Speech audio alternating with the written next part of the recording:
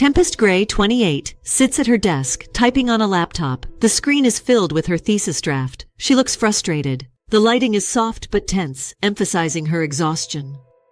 Her phone buzzes. Tempest, narrating. 20 years ago, I was abandoned by my mother and adopted by a woman I barely knew. A woman who never seemed to want me. Savannah Gray wasn't your typical grandmother.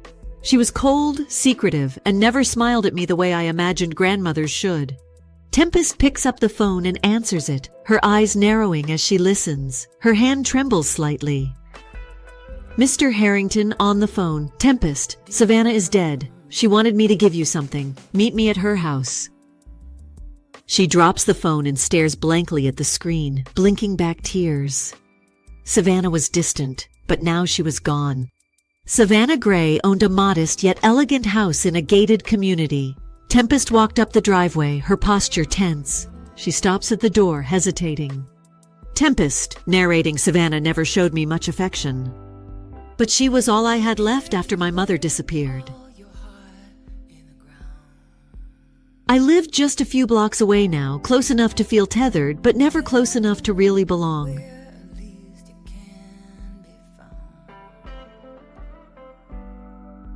And now she was gone. Tempest reaches for the door when Mr. Harrington, in his late 60s, rushes up behind her. Mr. Harrington leads Tempest into the house and quickly locks the door behind them. He peeks through the curtains, clearly on edge. Mr. Harrington speaks quietly. Your grandmother left something for you, but it's not safe here. We need to move fast. Tempest, confused, angry. What do you mean not safe? What the hell is going on? Where is she? Where's Savannah? Mr. Harrington, looking exhausted, sorrow etched deep in his features, replies, I'll explain everything later, but right now we need to get to the guest house. Savannah left specific instructions for you. Exiting, they move quickly across the backyard.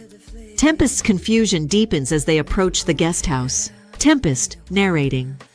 Mr. Harrington was acting like we were being watched, like something terrible was about to happen. Savannah had never been the warmest person, but this was beyond strange. Approaching the guest house, he unlocks the door and leads Tempest inside.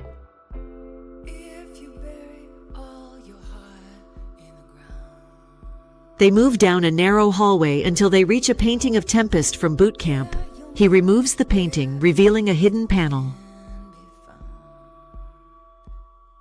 Tempest, suspiciously, what is this? Mr. Harrington turns to the young woman beside him. A secret Savannah kept from everyone until now. The ceiling opens, revealing a narrow staircase and secret attic. The space is enormous, filled with old trunks, vintage luggage, and dust-covered furniture. The atmosphere is eerie yet intriguing. Tempest, narrating. The attic was like something out of a different era, filled with things I'd never seen before. It was like Savannah had been hiding parts of her life, and now I was standing in the middle of it. Mr. Harrington guiding her toward a black trunk trimmed in gold. These are all for you. This one, open it now. Tempest, hesitant. What's in it? Mr. Harrington. Everything. You'll find all the answers you need. The others I will have moved to your new home.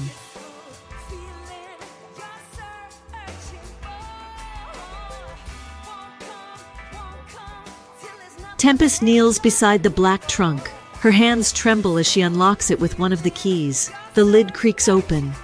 It's filled with letters, photographs, documents, and bundles of $2 bills. Tempest, narrating.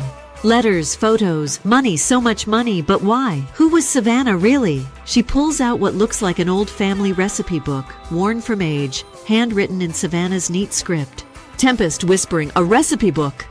Tempest sits back, overwhelmed, her eyes scanning the book's title page. A Freeman's Recipe for Wealth. The weight of the discovery sinks in. Tempest, narrating. Savannah had never cooked a meal in her life, at least not in front of me. But this book, it was filled with every meal I'd ever eaten in her house, dated back to 1851.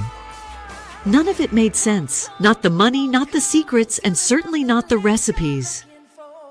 A letter in Savannah's handwriting fell from the pages Tempest held in her hands. Tempest, reading aloud. Tempest, never think for one moment that I did not love you dearly. These things are for you. One day I hope you will understand. I have protected you as best I could. Now you must know the truth. Lovingly, Mama. Tempest, standing alone in the attic surrounded by trunks filled with secrets, feels the weight of betrayal and the mystery of her family's hidden past. She looks down at the letter, then up at the attic, as if searching for answers among the dusty relics. Tempest, narrating. The truth? I didn't even know where to begin. Savannah was gone, and now I was left to uncover a past I never knew existed. A past filled with lies, betrayal, and secrets buried so deep they had been hidden even from me. Her hand hovers over the recipe book, then closes it slowly. She stands, breathing deeply, trying to steady herself. Tempest, narrating. This was only the beginning. Whatever Savannah had been hiding, I was about to find out. Whether I was ready or not, to be continued.